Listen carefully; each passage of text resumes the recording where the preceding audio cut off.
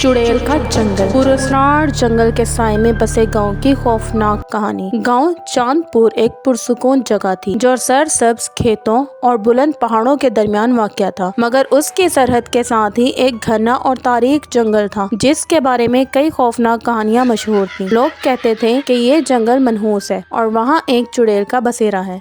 जो भी वहाँ गया वो कभी वापस ना आया। ये कहानी कई नस्लों से चली आ रही थी। बूढ़े कहते थे कि बहुत साल पहले गांव में एक औरत ज़हरा रहती थी जिस पर जादूगरी का इल्जाम लगाया गया। गांव वालों ने उस पर जुल्म किए, उसे मारा पीटा और आखिरकार जंगल में जिंदा जला दिया। मगर मरते वक्त ज़हरा ने बदुआ दी कि वो इस जमीन पर हमेशा रहेगी और हर उस शख्स को बदला लेकर मारेगी जो जंगल में कदम रखेगा। इसके बाद कई बार लोगों ने रात में जंगल से औरत के रोने की आवाजें सुनी। कभी किसी का नाम पुकारा गया और कभी किसी की चीखें गांव तक आई। सालों तक कोई उस जंगल में जाने की हिम्मत ना कर सका, मगर वक्त गुजरने के साथ नई नस्ल ने इन कहानियों को महज देवमालाई किस्से समझना शुरू कर दिया। 3 नौजवान रमेश, अर्जुन और करण ने हिम्मत करके इस राज को जानने का फैसला किया। उन्होंने रात के वक्त जंगल में जाने की शर्त लगाई और दावा किया कि वो इस चुड़ैल के किस्से को झूठा साबित करके रहेंगे। रात के वक्त वो तीनों मशलें लेकर जंगल में दाखिल हुए। जैसे ही वो अंदर गए, एक सर्द हवा चलने लगी, दरख्तों के पत्ते सरसराने लगे और एक गैर मरई बोझ उन पर महसूस होने लगा। अर्जुन हंसा, ये सब वहम है, हमें कुछ नहीं होगा। मगर रमेश और अर्जुन को अजीब सा एहसास हो रहा था, जैसे कोई उन पर नजर रखे हुए है। जैसे जैसे वो आगे बढ़ते गए, हर तरफ गहरा अंधेरा छा गया। मशलों की रोशनी भी कमजोर होने लगी। अचानक रमेश ने महसूस किया कि कोई उनके पीछे चल रहा है। उसने पलट कर देखा, मगर वहाँ कुछ नहीं था। थोड़ी देर बाद वो एक खंडर नुमा जगह पर पहुँचे। एक बोसीदा हवेली जो सदियों से खाली मालूम होती थी उनके सामने थी। दरवाजा टूटा हुआ था और वहाँ खून की माने सुर्ख धब्बे थे। जैसे ही वो अंदर दाखिल हुए, दरवाजा जोर से बंद हो गया। अंदर का मंजर इंतहाई भयानक था। जालों में लिपटे फर्नीचर, दीवारों पर खून के धब्बे और अजीब सी बदबू फैली हुई थी। अचानक एक जोरदार कहका गूंजा और हर चीज लरजने लगी। रमेश ने चीख कर कहा, कौन है यहाँ? एकदम सन्नाटा छा गया, मगर फिर एक भयानक सरगोशी हुई। तुम्हें यहाँ नहीं आना चाहिए था। मशल की रोशनी में उन्होंने देखा कि एक सायादार शक्ल आहिस्ता आहिस्ता उनकी तरफ बढ़ रही थी। उसका कद लंबा था, बाल बिखरे हुए और आंखें सफेद चमक रही थी। उसके हाथ लंबे और नुकीले नाखूनों से भरे थे और वो आहिस्ता आहिस्ता उनके करीब आ रही थी। अर्जुन ने जल्दी से कुरान की आयत पढ़ना शुरू की, मगर चुड़ैल एक जोरदार चीख के साथ हवा में बुलंद हो गई और दरवाजे पर जोरदार धमाका हुआ। रमेश की टांगें कांपने लगी, मगर अर्जुन ने हिम्मत दिखाते हुए आगे बढ़ने की कोशिश की। चुड़ैल ने अपना लंबा हाथ अर्जुन के गिर्द लपेट लिया और वो चीखता हुआ जमीन पर गिर पड़ा। रमेश और करण ने उससे खींचने की कोशिश की, मगर अर्जुन की आंखें खून से सुर्ख हो गई और उसके जिस्म पर जलने के निशानात उभरने लगे। एक लम्हे में अर्जुन की चीखों के साथ उसका जिस्म हवा में बुलंद हुआ और एक भयानक धमाके के साथ वो गायब हो गया। रमेश और करण अपनी जान बचाने के लिए भागे, मगर चुड़ैल उनके पीछे थी। हर तरफ दरख्तों के साए हरकत कर रहे थे और एक सरगोशी मुसलसल उनके कानों में गूंज रही थी, तुम भी मरोगे। भागते भागते वो गाँव के किनारे तक पहुँचे, मगर जैसे ही वो जंगल की सरहद से बाहर निकले, चुड़ैल एक जोरदार चीख के साथ पीछे हट गई। वो दोनों खौफ और पसीने में भीगे जमीन पर गिर पड़े। गांव के लोग बाहर निकल आए और जब उन्होंने उनका हाल देखा तो जान गए कि वो चुड़ैल की हकीकत से आशना हो चुके हैं। अगली रात दोनों दोस्तों ने अर्जुन की चीखें जंगल से आती सुनी। एक सरगोशी हवा में गूंजी, मैं अभी खत्म नहीं हूँ, तुम भी मरोगे। इसके बाद किसी ने भी उस जंगल में जाने की हिम्मत नहीं की और जो भी रात गए वहाँ से गुजरता, वो अर्जुन की चीखें और चुड़ैल की हंसी आज भी सुन सकता था।